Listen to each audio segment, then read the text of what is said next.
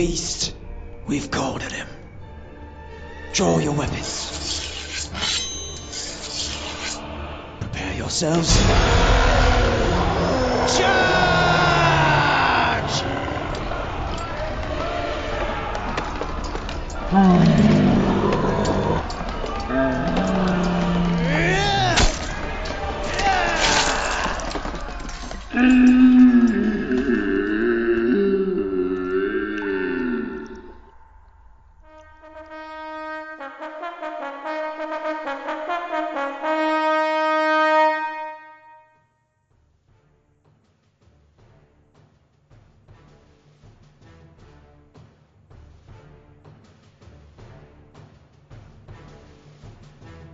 Welcome to the Raiders Confessional, the podcast for all things raiding in the World of Warcraft.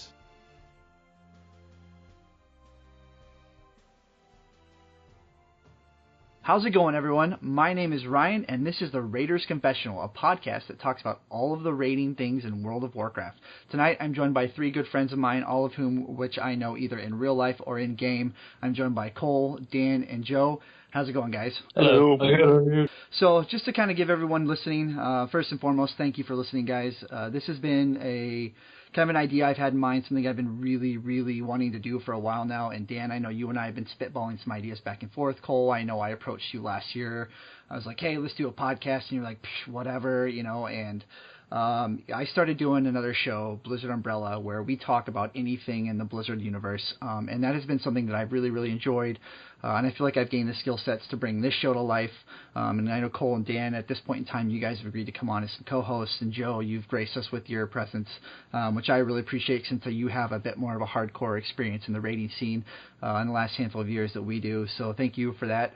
And at this kind of time, I want to let the guys each introduce themselves and talk a little bit what they've kind of the start of their WoW career till now. And before I do that, just so everybody listening, like I said, my name's Ryan.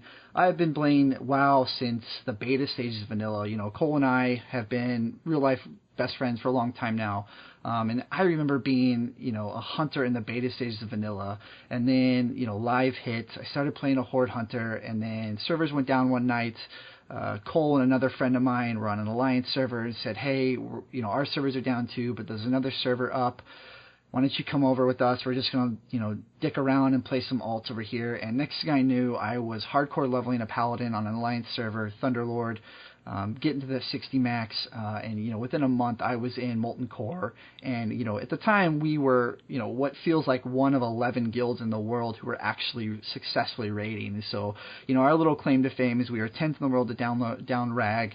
And then the rest is history. I've raided in almost every single expansion throughout the history of WoW so far to date. I've taken some periods of time where I've been a casual player, but that's never something that really works out for me. I try it, it doesn't work out, and I always end up back in the raiding scene. And so for me, this is really exciting to get to do this and have these guys be a part of it with me, because this is something that as I've gotten older and really realized that this is a passion and not just a hobby for me. And I really enjoy this, the raid scene and the WoW game. So, that's kind of where I'm at with this. So, Cole, why don't you go ahead and from here kind of say who you are and what you've kind of your history of WoW to date. All right. I'm Cole. I've been pretty much playing since Ryan has back in 2004, probably even a little earlier, closed beta. I started out leveling a hunter as well, which I don't know, maybe that says something about us leveling hunters. But quickly switched over to a warrior when live servers went up. And raided Molten Core and Onyxia, BC. Wrath. I think Wrath was the last time I was really a hardcore raider, and until recently when Ryan got me back into the game hardcore to raid with our current guild. But I'm more of, before that I was more of a casual player who just raided for the story and wanted to see the content, but didn't really care about gear, gearing up or min-maxing or anything like that. But yeah, currently raiding Nighthold, and that's it. And how many guilds over the years, Cole, have I dragged you in and out of? Oh, man. Probably 5 or 6, maybe even more. That's probably 10 just guilds. in the last 3 years, huh? Yeah. Last 2 expansions. I know we did a stint over with Joe and that guild, so Dan, you and I, Dan, you approached me towards the end of WAD, which has kind of led to us being, running this guild that we're currently in with 3 other officers. But why don't you go ahead and introduce yourself and kind of tell us a little bit about how that's come to be? Hello, I'm Dan. I started playing summer of 2006 when I graduated high school. Really got into it to get over some crap that was going on in real life. And before actually getting into Azeroth, I was more or less the kid that knocked it the whole time. Oh, who plays MMOs? And I got sucked in and I've never looked back. Vanilla, I was a rogue. I started to learn the ropes. I was pretty much a noob going into it and everything because I've never played anything other than Knights of the Old Republic as a role-playing game at that point. And by the end, I was actually being brought in by a friend's guild for Max 40. I actually ended up with an officer position in the guild that I had been in, which was a reform of a BWL guild, and I went into BC as GM of it, and kind of took a different approach because I still wasn't quite on top of everything. I ended up actually becoming way too friendly in the original aspect of it, and that didn't go very far for me. Once that petered out for me, I ended up actually transferring, getting into a top 5 server guild, where at that point I had learned the ropes of being a rogue. I ended up actually at the end of that expansion being an officer for them until the GM left to have a kid. In Wrath, I ended up making another guild, and that ended up being a top 10 server guild over on Altar of Storms up until mid-Ulduar, which at that point I was still a rogue for vanilla through Wrath and Ulduar. I made the switch to tanking, and honestly I've never looked back from tanking. In Ulduar, my officers left for the number 1 guild on the server. Soon after that, it was pain in the butt to recruit. I let things crumble, ended up in that same exact guild, pushing server first in Trial of Grand Crusader with them, went into ICC with them. I went through some stuff in my life where my mom actually passed away, so I took a step back from the game, came back, was guildless, ended up transferring to Alliance and picking up another guild that I was more or less server racing. In Wrath, I burnt myself out raiding 7 days a week. Come Kata, I decided to be a dirty casual, and I think at most the real content that I saw was the first tier, and then everything after that, it was more like LFR casual mode.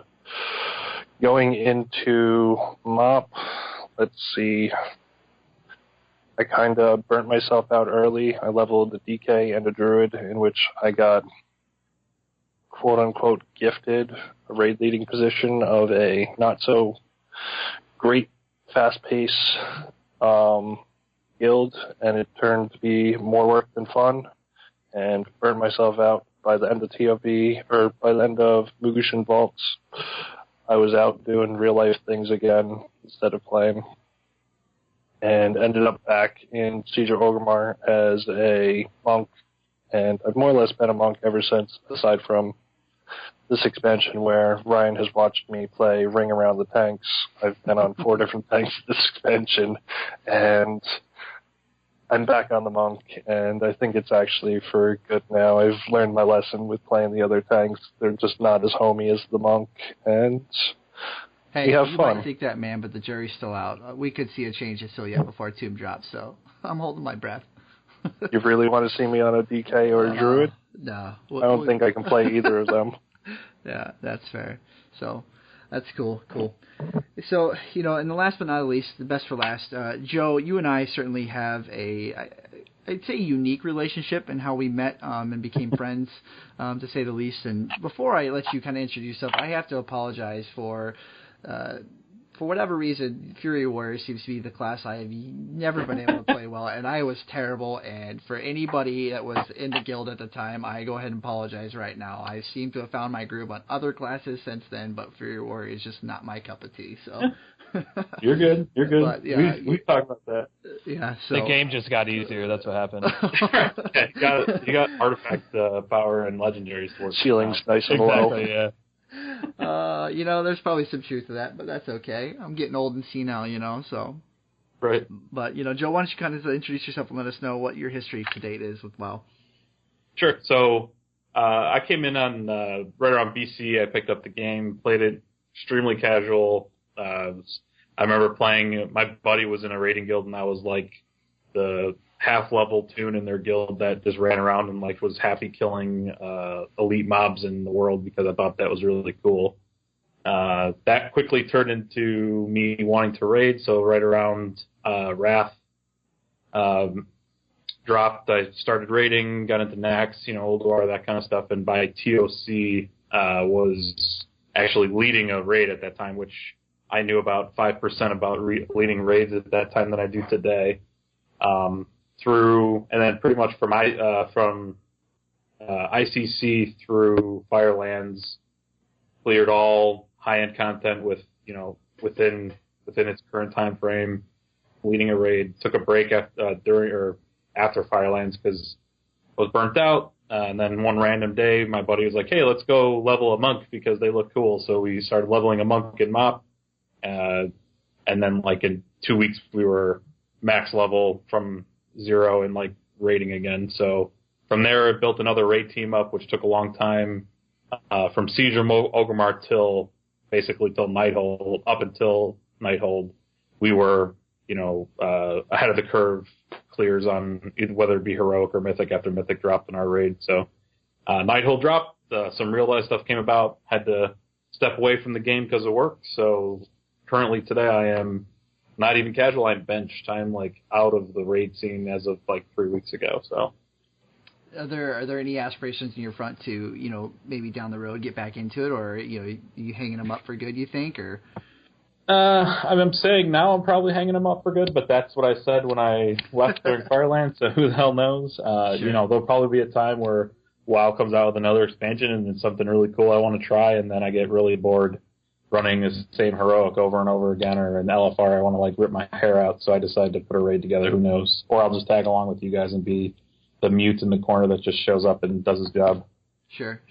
Now, correct me if I'm wrong, Joe, kind of some of the things that came along with this, starting out just leveling a monk, and to date when you finally guys called it quits, at one point in time, your kind of WoW tenureship you did another podcast for a while, and you're kind of a respected authority sort of in the community for a certain, I believe, tanking role. Is that correct? Yeah, well, I was on a podcast years ago called The Guardian Tank. It's run by a guy named Elderic. So we went to podcast we went to BlizzCon as a podcast. That podcast went on for a good while, and I was one of so his format was a little different. He was like the main host, and every week he had a rotating host, like he had a roster of like 3 or 4 rotating hosts, so I would hop on my rotations basically. And it's eventually towards the end I was on pretty much most of the episodes because some of the rotations fell off. But so yeah, I did some podcasting in my time. I've been working on some other things outside of WoW from a gaming perspective that I won't touch on, but that's like, so I'm trying to stay involved in the community / gaming world in a different capacity, or at least at some level, just not as it has been for the last 4 years, I guess. So now these things that you're working on, is this something that we, eventually people will be able to know about? Yeah. So once I get, it's like, we're talking like it's a fetus at this point. So I don't want to, Sure. I don't want to ruin it, but eventually, yeah. Well, if it does come it's to still fruition, alive. we're certainly looking for so that'd be cool, and I'm looking forward to seeing if it does come to life. So that's cool. So yeah, for everybody listening, those are the 3 guys I have joining me, Dan and Cole. have been kind of, Cole has been a lifelong friend, and Dan has been a recent acquire of a friendship, and these two guys have both in the guild that we're currently raiding with, and have kind of agreed to come on to this project with me as co-hosts, and I'm certainly looking forward to doing this project with them moving forward. They each bring a different perspective than my own, and I think it'll really help to bring what I feel like is a little bit lacking in the WoW community in terms of not necessarily just a resource, but an avenue for people to really dive deeper into the WoW raiding scene and have fruitful conversations. Because, most people, when they get off the game, their respective significant other or their parents or even their dog doesn't really give a shit what we have to say about the WoW game. So hopefully this moving forward is a really good place for that, and we can really dive deep into some topics that have specifically to do with the raid scene. So with that in mind, I'd like to, at this point, kind of transition into the topic of this show for this inaugural episode. And I think in order to kind of set the foundation for this show moving forward, we should really kind of talk about the current rating status of Legion. In my own personal opinion, I feel like Legion is probably the best that WoW has been in, a state of WoW, I guess per se, in a very long time, especially coming off of WoD. But I think with that comes its own respective problem, which have all kind of, we've seen some really, really high-end guilds drop out of the scene. We've seen players burn out. The game right now at face value is drastically different than what we've known in prior years, our prior expansions up to date. And I feel like the change from the previous expansion to this one has been a much bigger change than we've seen, going in from MOP to Warlords. So I'm going to kind of let the guys each kind of talk about what they feel about the current status of the game, and what, the rating scene for them kind of means. So, Cole, I know we've talked in the past about, when you and I always have these conversations off the air, whether it be text messages or phone calls, or, when I'm back in Texas visiting, you always have taken a much more casual approach to the game. You're one of those guys, for the most part, who, whether it be a Mythic raid or LFR, you could give two shits past that initial time of killing the boss, and seeing the encounter. And then that's, for you, if you hung it up after that until the next raid came out, you would be good. And so first and foremost, I'd like to say thanks for hanging in there so far for this expansion with me. I'm super lazy is what it is. Yeah. So for you right now, with that in mind, what is the Legion status of rating for you?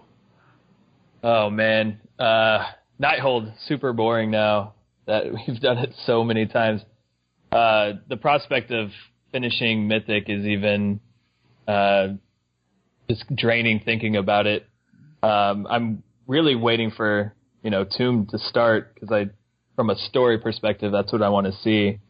But any time we get in there and I can bring an alt, it's a fun time for me. So yeah. Now I know you say right now the prospect of being in Mythic is a little bit daunting for you, and what exactly about that is daunting for you? Like what causes that dislike or apprehension to doing that? I guess it stems back from when we first started raiding, when we would spend hours on a boss, right? I don't get that joy of wiping over and over anymore. Of when you do finally beat the boss, then you're like, that cheer that you have at the end as a group. I do kind of miss that, but it doesn't seem as rewarding anymore. And I'm not sure, I don't know if that's age or just that videos are released all the time of how to kill a boss and stuff like that. But yeah, that's pretty much why I don't get excited to do Mythic when I've already beaten it in Heroic. That's probably a better answer.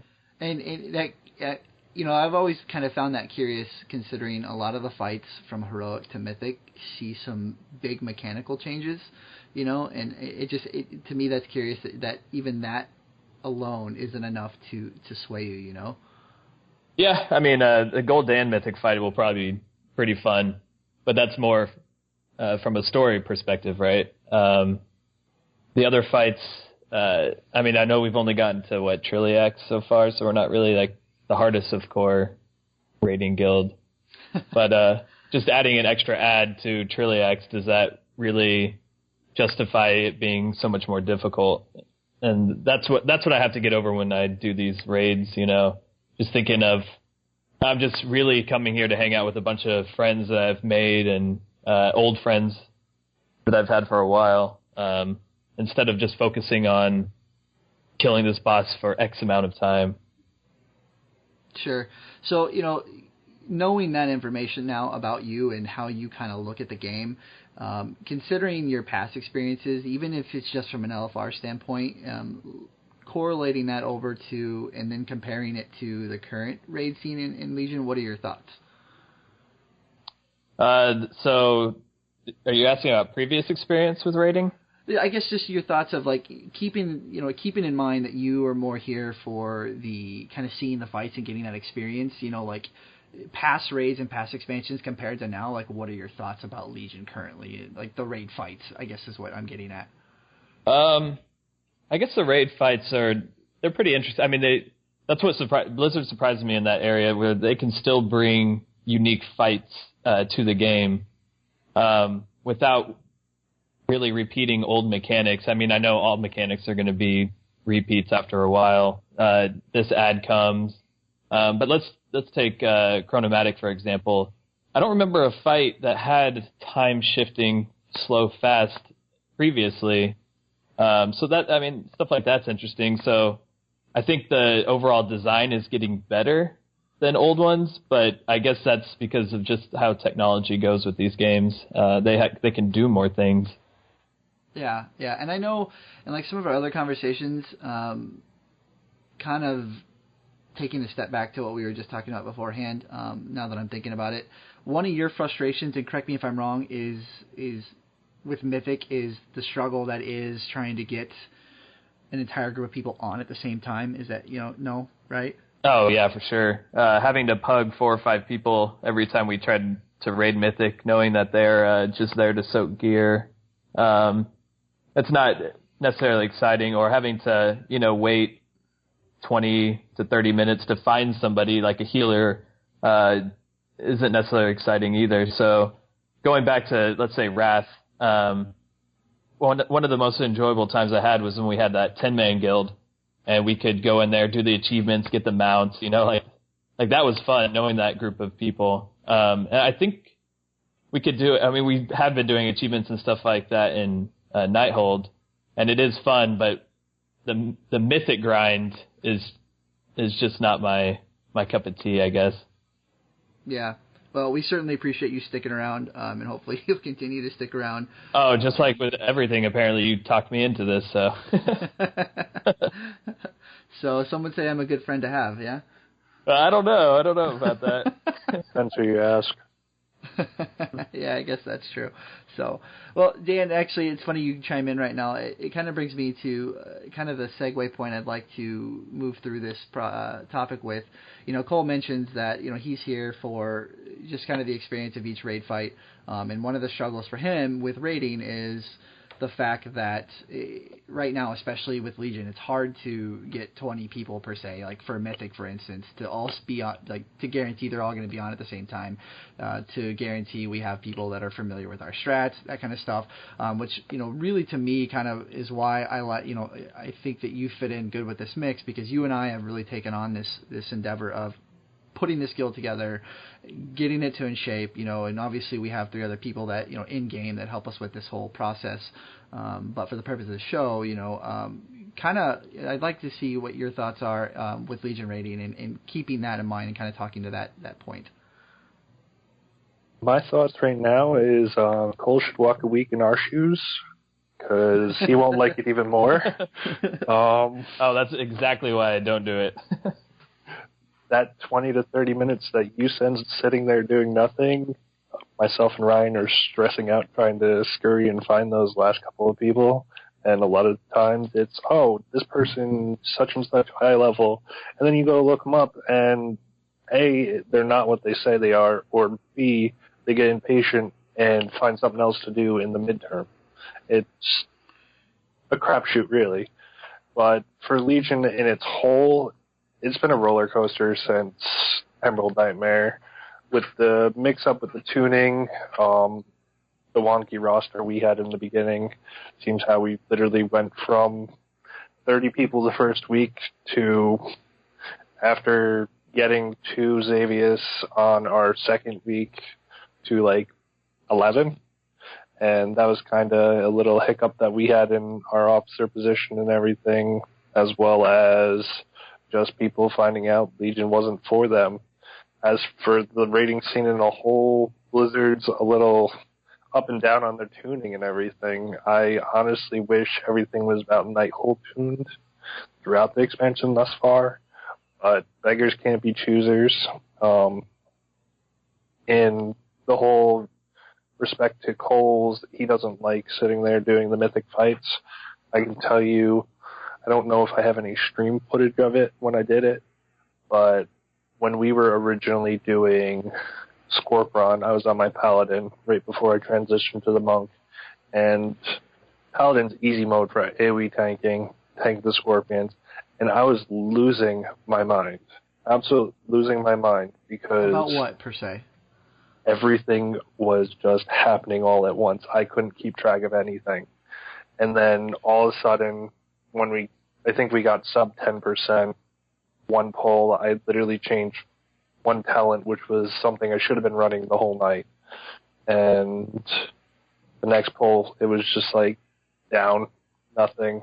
And it was just like, oh my God, thank the Lord. And it was like the inner nerd screams with me, just rejoiced and everything. So it's like just the opposite of what Cole, he's beat down with the Mythic. I get beat up about it with everything going on. Same thing with Chrono when we first started it. I was like, what the hell's going on? But a couple pulls in, I was like, oh, get my rhythm going, and it's great. And I think the hardest part for me as an officer, co-raid leader with Ryan, is trying to do my job and watch out for everyone else. And that's probably the worst part about being a raid leader, especially with Legion, because going into WAD when I was an officer, I had known the people for a while. And the beginning of Legion, when I approached Ryan at the end of WAD, it was kind of like, hey, this is what I'm doing.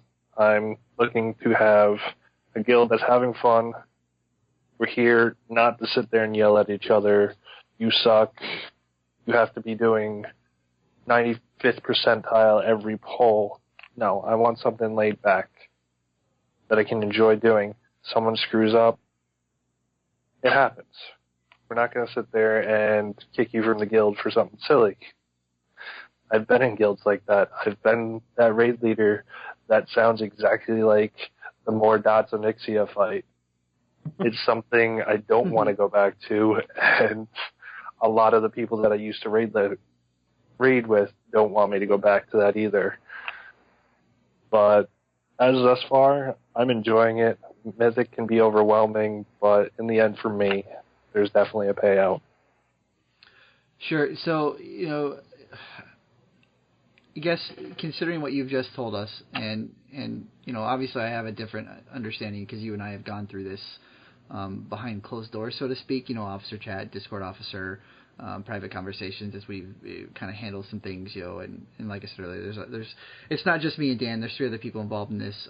But what are your thoughts in terms of, other than people realizing really early on that the inevitable expansion release, everybody comes back to the game, and then all of a sudden half your raid is gone overnight. I think every guild at some point or other goes through the struggle, particularly with the release of an expansion. And then obviously you see smaller cycles of it with each new tier raid that comes out. Like I think we just saw one guy come back. He's been gone for 6 months now, and you just got a message the other day, and we're working on getting him geared up and back into the team. But what do you think, other than that kind of thing? What has been our biggest struggles versus our kind of the things that we've been doing really well? You know what I mean? Our struggles is more or less getting everyone on the same page, I feel, because coming out of Emerald Nightmare, we had literally it on lockdown. We just didn't have enough people to get into Mythic. Then we literally got hit with that damn frickin' tune boss because Blizzard decided it was a great idea to overtune POV, and everyone was definitely not ready for it. We walked in thinking we were some hot shit that we were going to literally walk right through Heroic, and we ended up wasting a week trying to even get anywhere in Heroic. I honestly didn't expect the tuning for that to be as high as it was, and then Blizzard turned around and lowered the scale on Nighthold, so Nighthold's a happy medium. Yeah, but the crazy part is with that, though, is TOV was... I really liked TOV because of the over-tuning, and I'm not sure why. Maybe it's because that felt more Mythic-like in the fact that we didn't have to be a Mythic 20-person guild to do it, but it was still hard enough for our little group of, what was it at the time, 12 or 13, that it felt like it was a Mythic. And, I mean... I know that doesn't make sense because I necessarily don't like rating those harder difficulty bosses, but when you first walk into it and it's that hard, it feels like you're accomplishing something. So, like, something in terms of, like, tuning, I think one thing in general for this expansion that Blizzard has struggled with is not... I'm fine with it being overtuned or undertuned. It just needs to be consistent. And something... It was in Nighthold with Croesus from Trilliax, the next tier, and same thing from... Emerald Nightmare to TOV is that it's like you kill Xavius and it's on Mythic and it's not that difficult. We actually killed Xavius on our fourth pull. Cenarius was way harder on Mythic. And then we go into Odin, the first boss of the next raid, and we are not even close because it's like light years ahead of difficulty. So like the jump just doesn't make sense is I think the problem. Yeah, that is kind of true, yeah. The inconsistency is a big...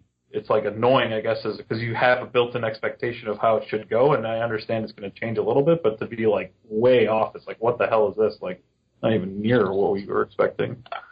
So it's funny you guys bring that up because I know one of the common things that comes up in conversation when Dan and I are speaking with some of the other officers, with trying to overcome some of the hurdles that we have to keeping the group up to shape, keeping the numbers up, the roster where it needs to be, is recruiting right now in this game is just ridiculously hard. And I feel like, for me personally, that one of the biggest reasons for that has to do with these drastic tuning changes.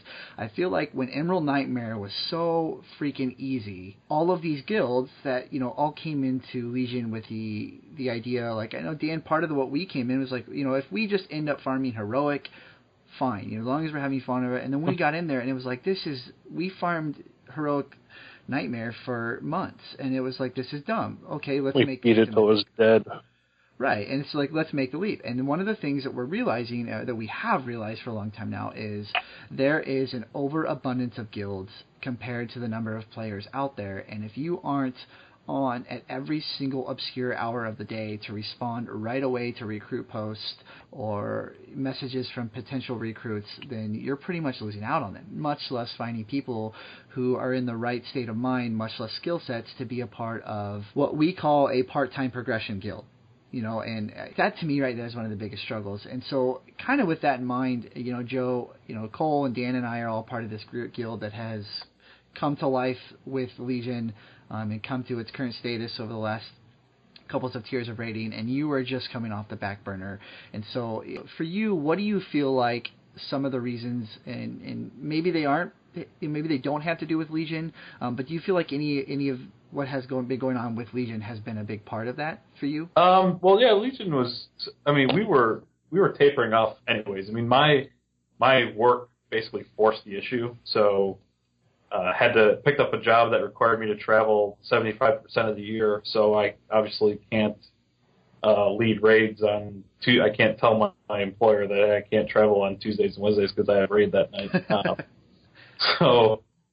When I kind of broke the news to our leadership, it was, okay, does anyone want to kind of pick this up? And all of those guys, knowing the amount of work to what you guys are talking about that it takes to lead something like that and take that through is extremely difficult. It's a lot of time. It's a lot of headaches. It's a lot of just managing people. So no one wanted to pick it up. So everyone kind of decided to say, okay, we're done. But before, without that happening, we were probably going to end sometime this tier, or see how Tomb went and probably make that our last go of it. And that's because people were it's harder now every year since I think Lich King Kata time frame is when recruiting was probably the easiest because so many people wanted to get into raiding, so many people wanted to do that.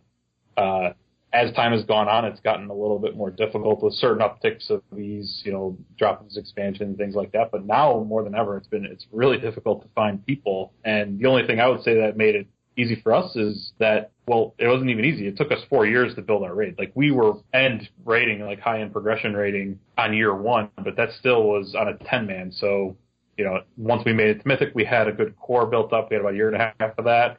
So it's easier to find, 20 people, and from those 20 people, we find another good 12 or 13 to bring onto the core roster. So we had the luxury of time on our hands, where you guys are starting off fresh with a new group at this time frame is not as, it's going to be a very big challenge. I don't know how big your server is, but that also kind of hurts, because if you have a really high pop server, it's easy to find people, but it's also super easy for those people to go to somewhere else too. So then it's hard to retain people.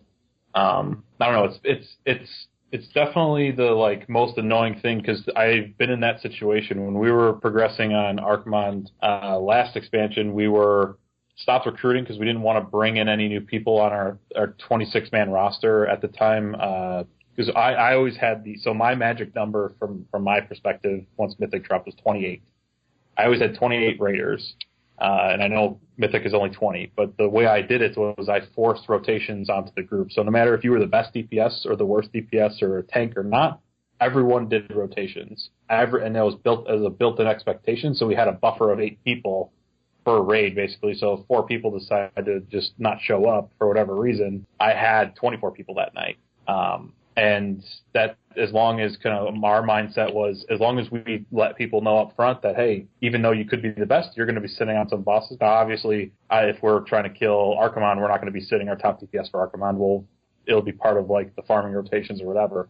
But if the expectation is I'm going to sit some bosses, then it's a lot easier for them to swallow and say, hey, you got to sit for 15 minutes while we kill this boss.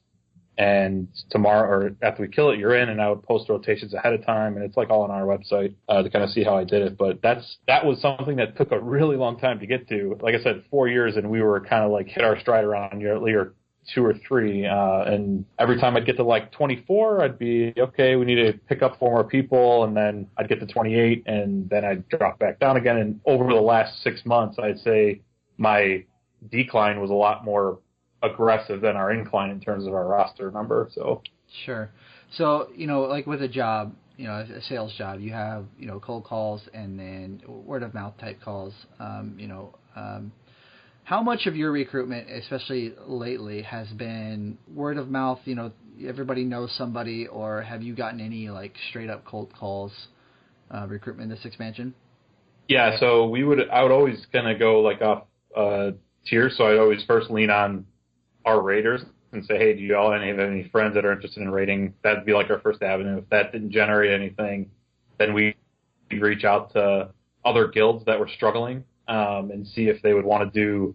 And this is extremely important to, I guess, put a caveat on is I've done a guild merger one time, and it was the biggest catastrophe ever because it was such a drama fest.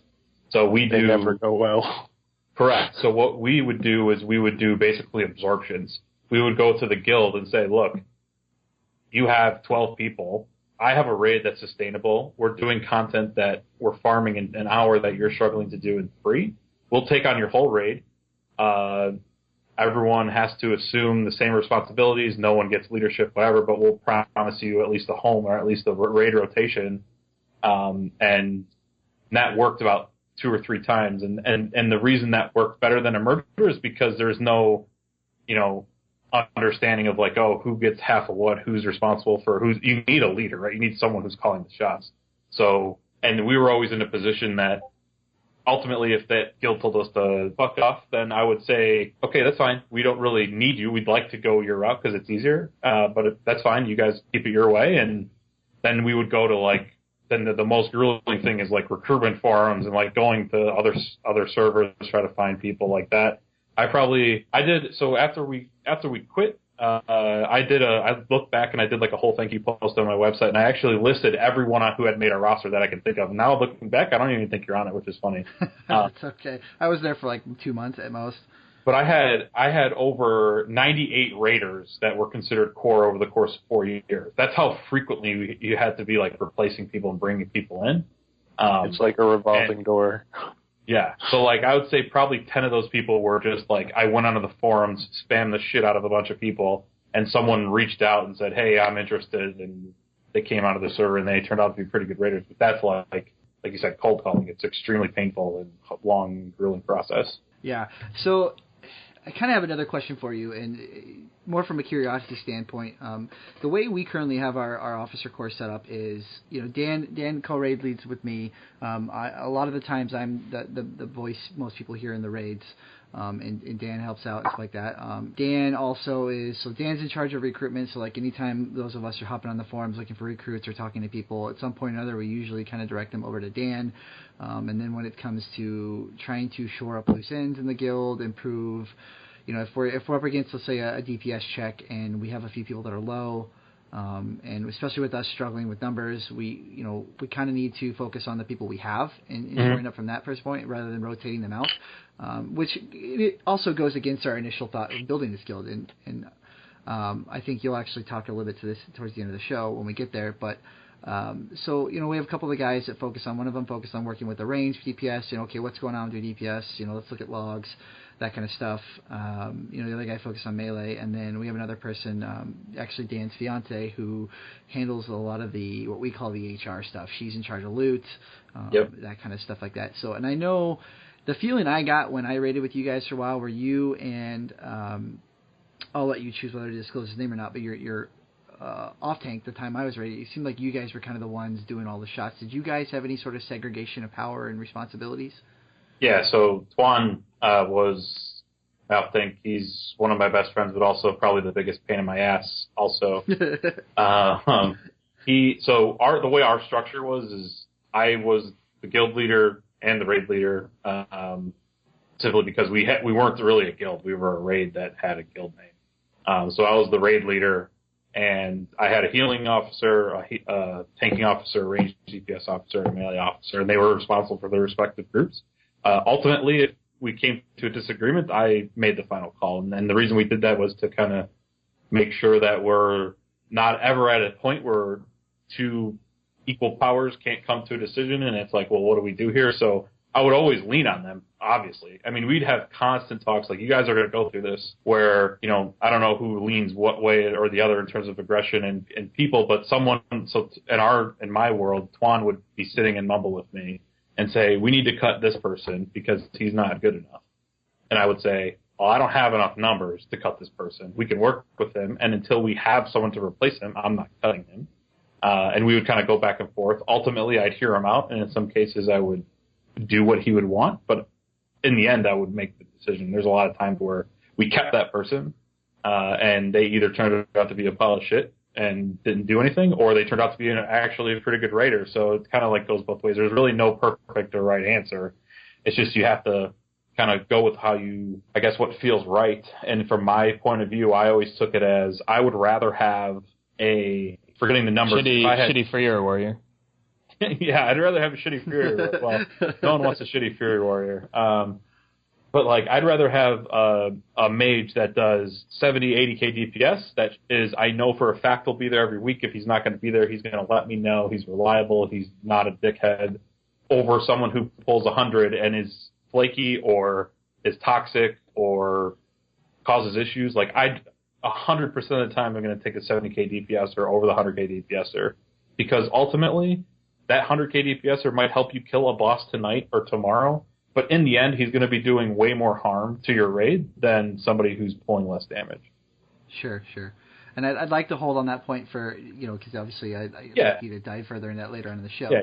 But obviously up to this point, for anybody listening, we have certainly talked about what could possibly be perceived as negatives and deterrents from jumping into a situation of being a part of a raid guild, whether it be just a typical raid member and trying to guarantee, hey guys, I'll promise I'll be there every Tuesday and Thursday night, I'll let you know. For a lot of people I know, that'd be kind of a nuisance, and trying to make that ultimate commitment to saying I will be there 90% of the time, if not I will let you know.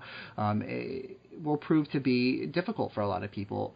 And then also from the other end, the struggles of managing people and keeping these groups alive is a struggle. Yes, I won't lie. And I feel like that's the type of raw information we want to bring to the show, because it brings a certain level of honesty. But at the same time, I feel like that type of work and effort is ultimately fulfilling. And I know for me personally, I know Dan will agree with me, I can be the Twan. I can be the pain in the ass in officer chat.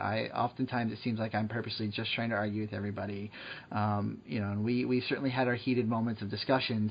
But at the end of the day, when we finally get those numbers up and we do get those bosses down and everybody's in a good mood and we just have a very successful night, like this type of project is what I would kind of label it as right now, is super fulfilling for me. And so just real quickly, round table real quick here. I kind of just reiterate, like Cole, like let's go back to you. Like I would suspect one of your most memorable rating points for you was when we were in Molten Core, BWL, all that stuff. No? The ICC 10 group. Really, I would think it would be the ICC 10 group. I mean, now it's this group because, we've done what I've set out to do personally was, get into Legion, see all the content, kill the bosses, not have the guild fall apart like so many have in the past before we kill the final boss, ICC was a good point only because I guess it was my sweet spot is a 10-man guild. And I know I always push that on you guys. But we just had 10 good core raiders that you could count on every night. Towards the end, of course, it fell apart too. But Molten Core, I was a shitty Fury Warrior when Fury Warriors were definitely not better than Arms Warriors at that point. But having 40 man, that was just 40 people to hang out with, was definitely one of the highlights of the game for me. I mean, just thinking back on those memories, I always want that nostalgic feeling that I had in when I first picked up WoW, and I do still get that. I mean, I may sound real negative, but I still have a very good time in WoW. Just right now, it's as we start this. Things haven't progressed much because of the whole, Tomb coming out in late June, is it? Something like that, yeah. So it's just raider fatigue. But, I mean, I still have good moments in this game, and I don't want, people to think that I'm all negative Nancy over here, which I can be. You've all heard it. Well, that's good to know, Dan, that we probably won't lose him just yet. That'll be... early June is when you'll lose him. Yeah, you know where he lives, so we can always pay him a visit with a baseball bat or two. Yeah. So I'm glad you chimed in, Dan, because I feel like you and I we agreed to take on, we've been working to build this group, this guild, this raid team. So for you, what is most fulfilling for you, I guess, is what I'm asking. Most fulfilling to me is really killing bosses with people I really enjoy being around with. I more or less got into the raid scene more in BC when I was in a guild called the Gambling Red Swords on Bloodhouse server, in which they're actually still a guild there. I have the GM on my friends list. He's the one that left to have a baby, left a couple of not so savvy officers in charge, and made me want to leave even though I was an officer myself. And that's when I went and made my Wrath Guild. But during that time, Gambling Red Swords, I imagine it still is today, it's like a giant frat house guild. Like, we were with girls. Very few, but there are girls, yes. Co-ed fraternity. But, it's a business fraternity. Yeah, there you go. This is more or less a shout out to Mage of War on Bloodhoof, and he's the one that really got me into the whole wanting to push content and everything as just a fuck around guild, really. And, like, it's serious to a point, but at the end of the night, we're all just playing a game. And what it comes down to is killing dragons, having fun, sometimes kicking back a couple of drinks and killing bosses. Like, most memorable thing with them would probably, I want to say the I and SSC content. Man, that's in going which, way back. Okay. in Serpentine Cavern, I actually gave my spot up the night they downed Vash, and that was about the last time for that expansion that I was playing a rogue. I switched to a Resto Shaman due to the fact that I let another rogue have my spot that night. And it's always been like a frat house thing for me, and every guild that I've made, I've tried to keep that atmosphere, and Wrath was probably my most successful guild in that until my officers were poached.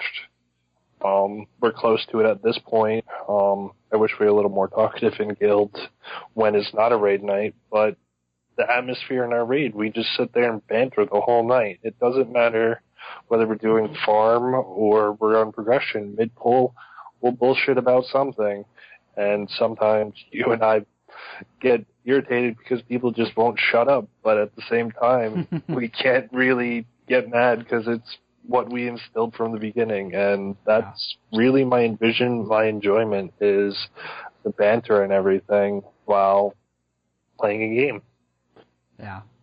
So, well, and I feel like, in the conversations you and I had early on in this process, that was kind of the vision you had expressed to me and that we kind of shared in ultimately. So I would definitely have to agree with you that the biggest fulfillment is, and going back to what Cole said too, is killing these bosses, or as Cole says, let's kill this dragon. Yep, they're all dragons. With it, and they're all males. There's no female genders in any sort of the bosses. But yeah, I think, like you said, Frat House, killing these with a group of people that you've come to be close with is way more fulfilling than jumping in a pug group just to get your ahead of the curve kills. So I'd have to agree with you there. Which, keeping that or this process or this topic going, I'd like to bring us around to rounding it out with Joe. Joe, I know the few times you and I have spoken to this respect, I definitely get the impression in the little tenureship I had within your guild, I certainly saw how hard you worked and what effort, and successful effort, I must say, in keeping a well-oiled machine going. I guess for you, maybe a little last final farewell out into the digital community. What was most fulfilling what was the biggest fulfillment for you and the biggest achievement you can look back on and be proud of over the last 4 years? Oh man, shit. There's a lot. I'd say in terms of kills, my favorite kill was Gary, just because that was such a long fight that we progressed on for such a long time. But honestly, it's more of and it's like a very cliche, cheesy thing, but it's the group. Like we take ourselves seriously when we're raiding, but we had the same mentality. And Ryan, you were there. We're all just a bunch of friends that I knew in real life or we've kind of picked up over time, and we can sit there and I could let people be talking for 20 minutes about bullshit, and I'm like, okay, guys, you need to shut up so we can do something here. So, but like that's part of it too. It was a casual it was a casual raiding guild for people that knew how to raid, because when they were 16 or 18 or whatever, they raided 7 nights a week and like raided till their eyes bled, but now have lives, so they don't have time to dedicate to that, but they still want to see content. That was the group. So this group of people, I still stay in contact with the majority of them, even though we haven't raided in over a month at this point. We go to guild trips every single year. This will be our 4th year where we all go to one central location and hang out for 5 days. People from Canada all the way to California, Texas, and Florida. Like we went to Michigan. We've gone to BlizzCon. We're going to Florida this year. And normally last year we had 16 people from the guild come to a random house in Toronto. And we hung out for 6 days, or it was 5 or 6 days, depending on when you showed up. And at no point did we pick up a computer and play WoW. It was all just hanging out, drinking, playing board games, doing whatever. And that's the most rewarding part, is just having like built that and sustained that over so long, and actually ended up leaving with all these kind of friendships, and that's been by far the most rewarding thing, not even close. And I don't regret doing the really painful things. You mentioned it earlier. From running it standpoint, all that stuff is extremely hard to do. It's tough. It's painful. At times you want to rip your hair out, but it is also really rewarding. Otherwise, I wouldn't have done it for so long. I don't enjoy just drawing pain to myself. I forget what that's called, but that is not me. I actually enjoy things, so it was definitely worth it. Masochism? There you go. That's what I'm yeah. Well, and I certainly got to say that in looking back over the years, I think Dan and Cole, you've listened to this episode. Joe, I don't know if you have. I know you and I have spoken about the podcast I do over at Blizzard Umbrella.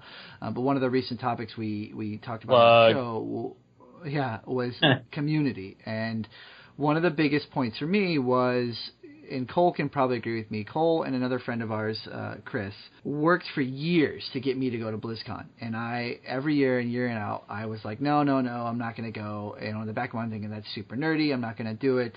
I was in a fraternity in college at the time, and I had more interest to go to Panama City for spring break, spend my money that way rather than go to BlizzCon. A couple of years back, our buddy Chris, we went with him kind of as an unofficial bachelor party to BlizzCon, and I remember listening to Cole and Chris talk about this and always telling me about how it was going to be like, how awesome it is, and getting excited, and the travel out there alone was an adventure all in itself. But I remember sitting down and that opening ceremony and that one singular moment where the entire convention center of 25,000 plus people were just oohing and awing and cheering together, and it was just like, holy shit, this is awesome.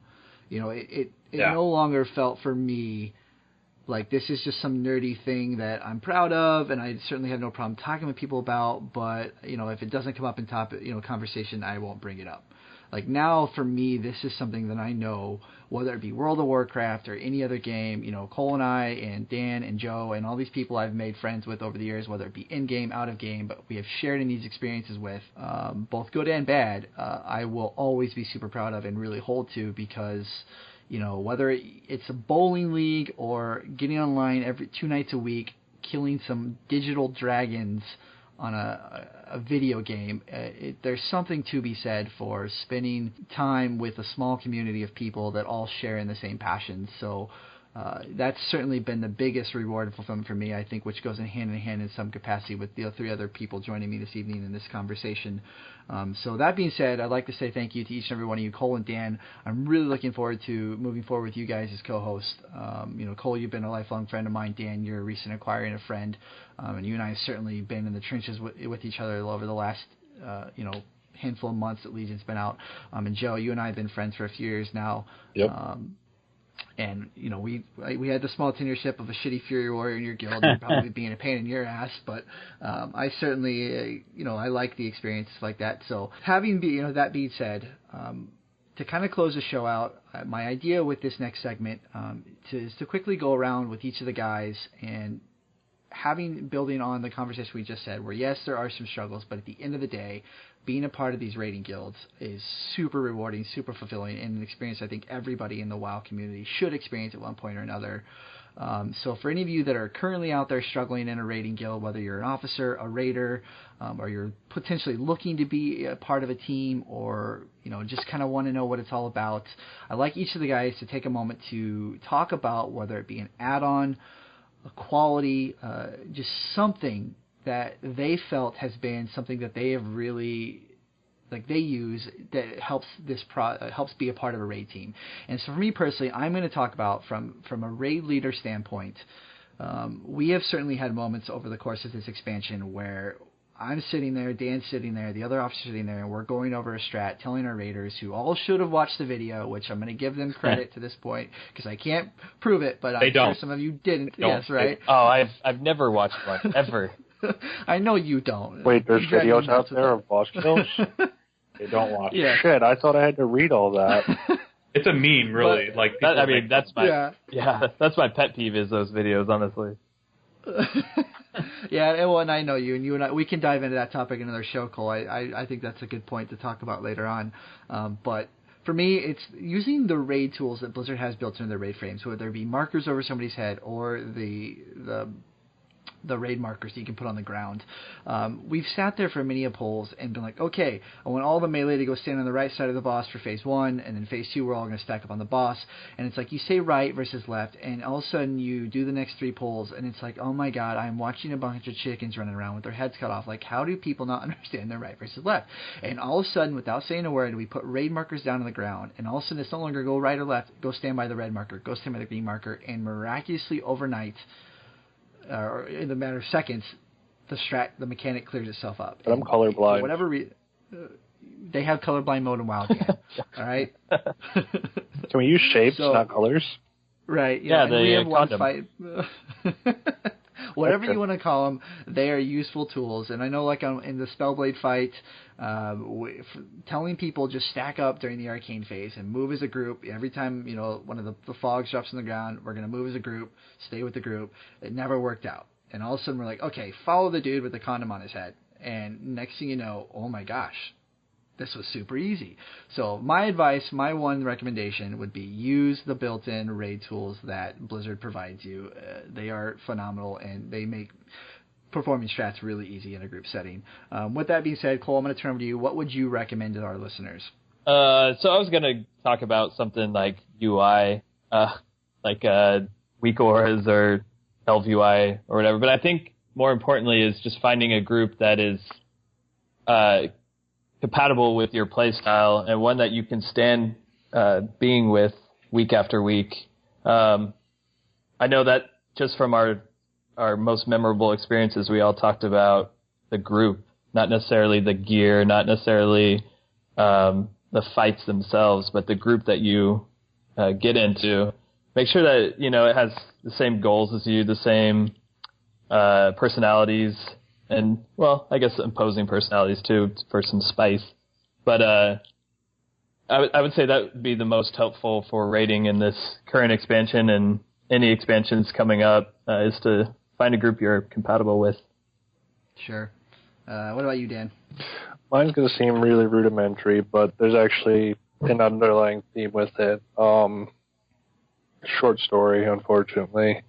When I picked up tanking, I set my keybinds in Wrath of the Lich King, and I never actually even had it in my mind to change my key bindings, even with active mitigation. This expansion, I've been really struggling with active mitigation, in which just in Nighthold, I revamped my keybinds and everything, so everything's actually flowing a lot smoother. My active mitigation's damn near as high as it can be.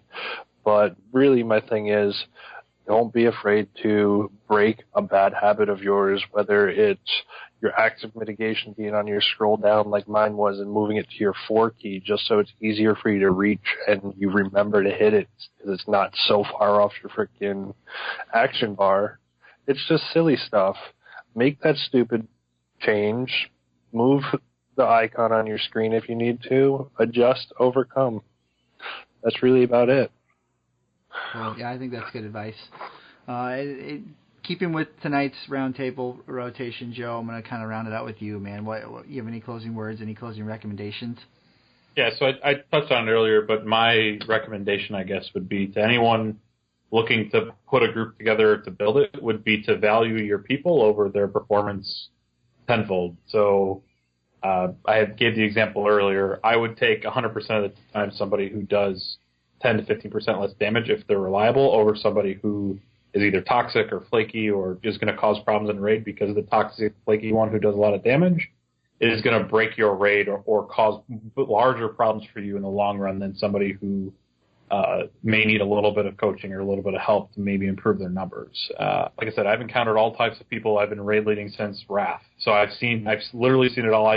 So what Dan had said earlier, I was the dick at one point who was screaming at people like a psychopath saying, more dots, and I've gotten to the point where I've basically turned it into, treated it like a job. I manage people in real life, so I kind of got some experience with that, and that's the more successful you are is based off the people you have, not they come in raw and day one, are they the best? Yes, so I'm going to use that person. No, because the problem is, let's say you have 2 raiders. You have somebody who's reliable, they're there all the time, and then all of a sudden some new flavor comes in and he's amazing. I would add him to the rotation and not some people, especially in the old days, would say, okay, great, you do more damage, you're getting kicked. A person who's been with us for 6 months, and new person who does more damage, you're getting a spot. Well, you've done two things. Number one, you've kind of upset the core of your group because they're used to working with certain people. And number two, you've lost somebody who's reliable. So if that person you've brought in decides tomorrow, hey, you know what, fuck this, I'm going to go to another guild, you have lost that spot because you're not going to turn to that person that you just picked and say, actually, never mind, we weren't good enough for this guy that just came in that took your spot. Please come back to us. He's going to go tell you to pound sand. That has been the thing that kept us going. That was the thing that got us to where we were and to be as successful as we were. And we were a very successful guild over the last 4 years. And that is purely based off of valuing the people over their numbers and working with them. Obviously, if they're the best person in the world, but they do like no damage at all, you have to work with them. But if they just can't cut it, it's a balance issue, I guess, is what I'm getting at. You need to find the right balance and not just take the most frustrating thing in the world, and I've heard this a million times, but people still fail to execute it, is people will say like, oh, don't look at the numbers don't mean anything, which is true, but or they'll say like, oh, I don't look at numbers, but then on the next pull they're like whispering me saying, so-and-so is only doing, 200k DPS. I'm like, I'll fucking take care of it. You just worry about yourself. So like, there's so many people who claim to make that like adjustment, but it's a really hard thing to do. Because when you have 19 people in a raid and you have a clear hole in terms of performance, everyone's like, replace that, and it's really easy to kind of pull the trigger when you really should not do that all the time. I think that's probably one of my biggest pet peeves as a raid leader over the course of the years, of those backseat raid leaders trying to tell you things that you're more than well aware of. Yeah, exactly. It's no hidden secret. It's there. Yeah, exactly. Well, we're getting a little long on time here, but I think that's really, really good advice, especially for the three of us on the show today that are part of a group that is trying to build towards something, coming from somebody who achieved that task and successfully ran a group for 4 years. So hats off to you. You can certainly hang your hat and be proud of what you guys achieved over the years. And I know you said you've made some lifelong friends, so that's incredible. Appreciate it. So just again recap, guys, for those of you that are in the raid scene or looking to be a part of the raid scene, again, make sure you use the tools available to you, whether it be keybinds, weak auras, or the built-in raid markers. But ultimately, at the end of the day, like Cole and Joe said, make sure two things are present. Make sure that everybody in the group that shares or understands and is willing to work towards the same goals. So if you're a part of a Mythic raid team, make sure everybody in that group is ready to be a Mythic raider. In any capacity, be part-time, full-time, hardcore, world race, doesn't matter. Everybody needs to share in that same goal. Well, I'm out. And then I said willing. I didn't say want to. I said, there are two caveats in there. But ultimately, at the end of the day, also make sure that everybody in that group is going to be able to work together. And, if you have somebody in there that's toxic and cesspool, like Joe said, it just doesn't bode well for your future. So that's awesome. So, in closing the show out, I'd like to thank each and every one of you, Cole and Dan. Like I said, I'm really looking forward to taking the show further with you two guys. Cole, you've been one of my best friends for a long time now. So, I know I've been dragging you along through this WoW raid scene for a long time now. So as long as you're willing to stick with me, man, I'm ready to keep moving forward. And Dan, we're going to a different server now, or what? Yep. We're going hard. We're gonna. Oh, okay. I heard Joe's making another raid guild, so we're gonna go give it a go. All right, let's do it. And Dan, you and I certainly have had a bumpy road so far, but I think we are making progress ultimately, and we certainly had our moments of success, and it has been rewarding. So I think, listening to Joe talk today, I think really solidifies what we are working for, and the fact that we don't always do things the right way or the best way, but I think at the end of the day, we are doing a good job, and we can continue to, pat ourselves in the back and just try to improve and move forward. And lastly, Joe, again, thank you for agreeing to come on the show. Like you said, I know you're hanging the hat up for the time being, so I know this isn't exactly your scene anymore, but your input today of this inaugural show, I think, is valued. So thank you. You have depressed now fully. So real quick, guys, for those of you listening, if you want to be able to find me outside of the show, you can certainly find me once a week, every week at Blizzard Umbrella, over there at that podcast where we talk any of the Blizzard games out in the realm. Dan, I think you have some social media stuff you'd like to plug real quick? Yeah, you can find me on Twitter at JacksonGad1125. It's JaxNGAD1125. And it's the same exact handle on Twitch, in which I normally stream our raids from 9 Eastern to midnight on Tuesday, Thursday, and Sunday. That's about it. I'm usually on the computer doing something, so stay tuned. Look out for a Twitter hit up from me, and yeah, I'll pass it off to the next person. Joe, do you have any things you'd like to plug before we close it out for the night? Nope, I'm off the grid. Awesome. Well, if you guys want to find Cole, much to his dismay, we're going to continue with the theme of me dragging him along. You can email us over at the show. Just make sure you put attention Cole. Even if it doesn't have to do with Cole, just make sure you put attention Cole. Drag him through the mud a little bit further. But you can find us over at theraidersconfessional@gmail.com. There is no apostrophe on the S. It's just one long, theraidersconfessional@gmail.com. Or you can find us on Twitter at _TRC podcast, all one word. And for me, guys, thank you. This is certainly going to be a exciting adventure, and I'm really looking forward to it. So for me, for the rest of the guys, we'll see you later. And talk to you next week. Bye-bye.